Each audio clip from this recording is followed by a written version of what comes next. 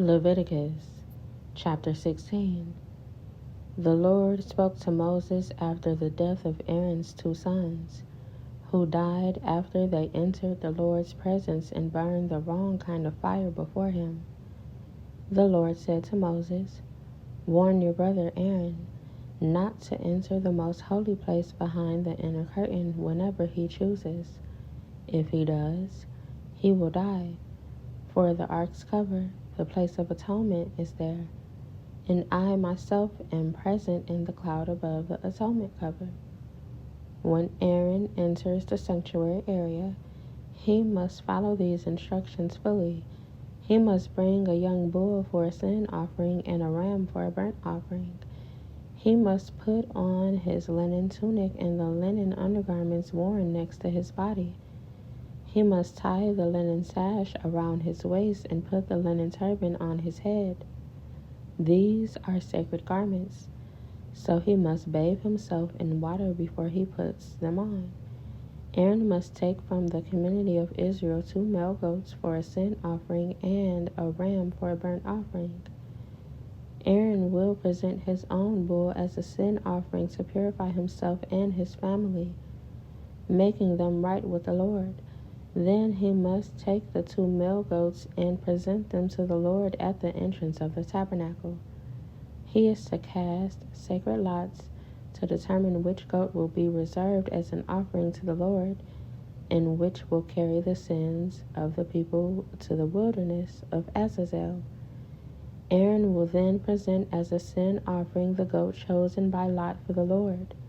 The other goat, the scapegoat, chosen by lot to be sent away, will be kept alive, standing before the Lord. When it is sent away to Azazel in the wilderness, the people will be purified and made right with the Lord. Aaron will present his own bull as a sin offering to purify himself and his family, making them right with the Lord. After he has slaughtered the bull as a sin offering, he will fill an incense burner with burning coals from the altar that stands before the Lord. Then he will take 2 handfuls of fragrant powdered incense and will carry the burner and the incense behind the inner curtain. There, in the Lord's presence, he will put the incense on the burning coals so that a cloud of incense will rise over the ark's cover, the place of atonement, that rests on the ark of the covenant. If he follows these instructions, he will not die. Then he must take some of the blood of the bull, dip his finger in it, and sprinkle it on the east side of the atonement cover. He must sprinkle blood 7 times with his finger in front of the atonement cover. Then Aaron must slaughter the first goat as a sin offering for the people and carry its blood behind the inner curtain. There, he will sprinkle the goat's blood over the atonement cover and in front of it, just as he did with the bull's blood. Through this process, he will purify the most holy place, and he will do the same for the entire tabernacle, because of the defiling sin and rebellion of the Israelites. No one else is allowed inside the tabernacle when Aaron enters it for the purification ceremony in the most holy place. No one may enter until he comes out again after purifying himself, his family, and all the congregation of Israel, making them right with the Lord. Then Aaron will come out to purify the altar that stands before the Lord. He will do this by taking some of the blood from the bull and the goat and putting it on each of the horns of the altar. Then he must sprinkle the blood with his finger 7 times over the altar. In this way, he will cleanse it from Israel's defilement and make it holy. When Aaron has finished purifying the most holy place and the tabernacle and the altar, he must present the live goat. He will lay both of his hands on the goat's head and confess over it all the wickedness, rebellion, and sins of the people of Israel. In this way, he will transfer the people's sin to the head of the goat. Then a man specifically chosen for the task will drive the goat into the wilderness. As the goat goes into the wilderness, It will carry all the people's sin upon itself into a desolate land. When Aaron goes back into the tabernacle, he must take off the linen garments he was wearing when he entered the most holy place, and he must leave the garments there. Then he must bathe himself with water in a sacred place, put on his regular garments, and go out to sacrifice a burnt offering for himself and a burnt offering for the people.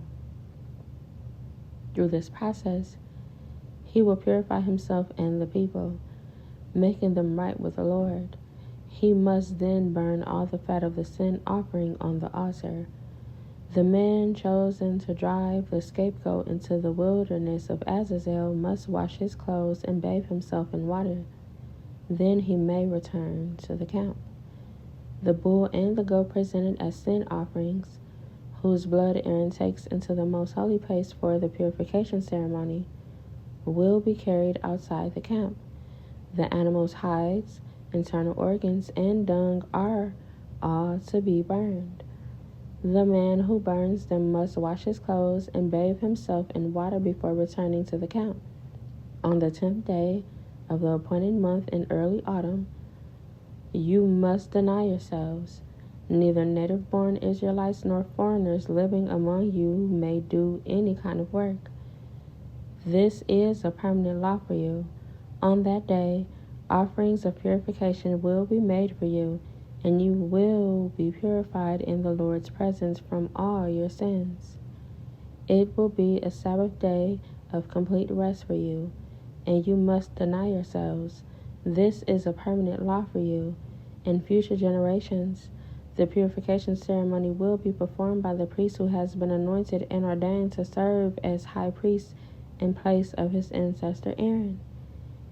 He will put on the holy linen garments and purify the most holy place, the tabernacle, the altar, the priests, and the entire congregation.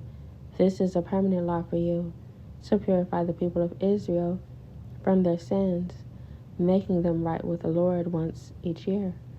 Moses followed all these instructions exactly as the Lord had commanded him.